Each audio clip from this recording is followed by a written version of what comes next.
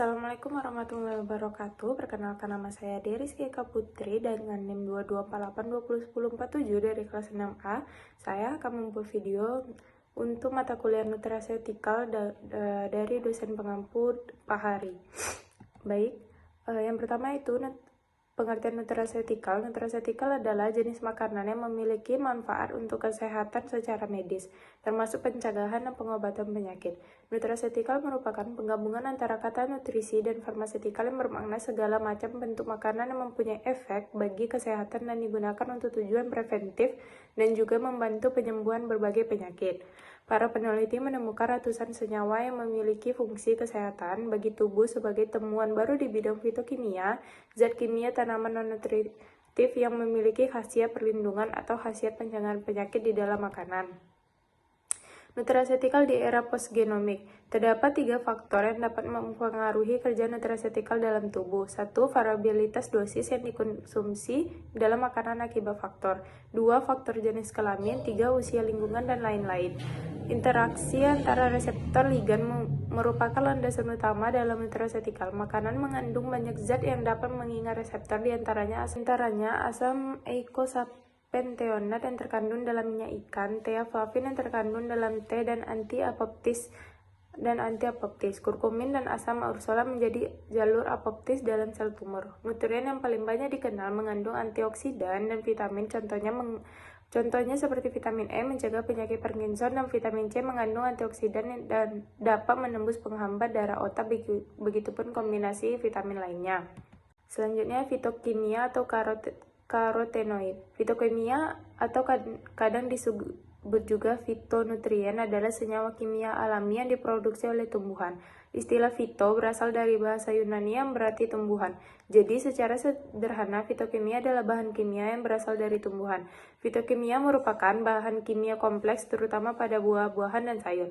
Fitokimia dengan khasiat antioksidan berwarna terang karena mengandung kromofor, sayuran berwarna hijau gelap mengandung klorofil. Separuh dari 50 karotenoid diserap ke aliran darah, karoten, dan dapat melindungi dari kanker hati dan paru-paru. Pemanasan pemotongan sayuran dapat melepaskan karotenoid. Di dalam aliran darah, karotenoid diangkut ke partikel kolesterol kaya lipat. B-karoten dapat diubah menjadi vitamin A, yang merupakan suatu antioksidan yang melindungi dari radikal bebas. A-karoten senyawa di dalam buah-buahan dan sayuran berwarna. Selanjutnya ada likopen. Manusia tidak dapat membuat likopen, jadi harus mengonsumsi buah-buahan. Likopen memiliki kemampuan mengikat oksigen bebas, mengatur komunikasi gap junction antar sel. Likopen adalah pigmen alami berwarna merah cerah yang termasuk dalam kelompok karotenoid. Karotenoid adalah senyawa yang memberikan warna kuning, orange, dan merah pada berbagai buah dan sayuran. Selanjutnya ada lutein dan zeaxanthin. Lutein adalah suatu santrofil dan satu dari 600 karotenoid di dalam sayur berdaun hijau sebagai nutrisi mata. Zeaxanthin merupakan salah satu karotenoid alkohol yang paling sering ditemukan di dalam untuk melawan radikal bebas. Astaxanthin termasuk dalam kelompok senyawa kimia yang dikenal sebagai karotenoid. Karotenoid adalah pigmen yang memberikan warna cerah pada banyak tumbuhan. Contohnya termasuk beta-karoten dalam wortel dan likopen dalam tomat. Astaxanthin tidak ubah menjadi vitamin A di tubuh, melainkan untuk membantu mengatasi penyakit degenerasi manula, nyeri otot, rheumatoid arthritis. Antioksidan merupakan senyawa yang dapat mencegah kerusakan oleh radikal bebas.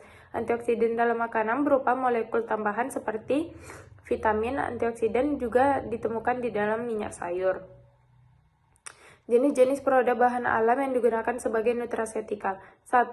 Produk bahan alam yang distandarisasi dengan kemampuan dan marker yang telah diketahui. 2. Produk bahan alam dengan kemampuan dan marker yang diketahui namun belum ada standarisasi.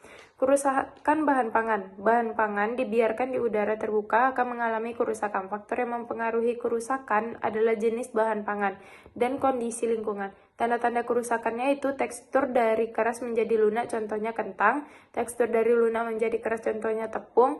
Tekstur dari kental menjadi encer, contohnya telur. Rasa menyimpang, contoh sirup menjadi asam. Aroma menyimpang, contoh telur menjadi busuk, dan penampakan secara visual menyimpang, contohnya jamur pada roti.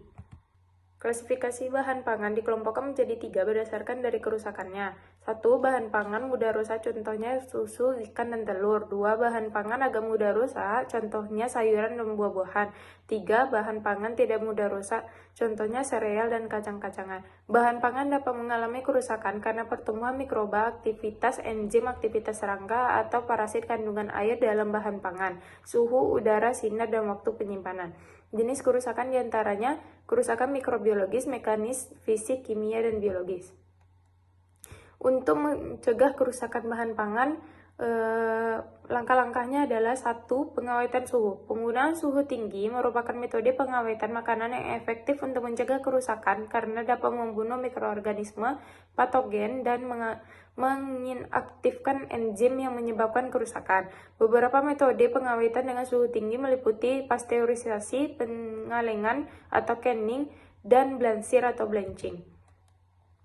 2. Ada pengawetan. Pengawetan kimia digunakan untuk mencegah kerusakan bahan pangan dengan pengawetan. Pengawetan kimia digunakan untuk mencegah kerusakan bahan pangan dengan menghambat pertumbuhan mikroorganisme seperti bakteri dan jamur, serta mencegah oksidasi. Beberapa contoh pengawet kimia yang umum digunakan antara lain asam benzoat, asam sitrat, dan nitrit.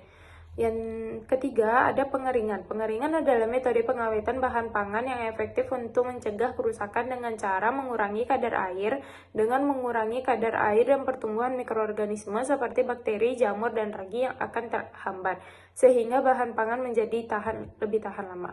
Sekian presentasi dari saya akhiri. Terima kasih. Assalamualaikum warahmatullahi wabarakatuh.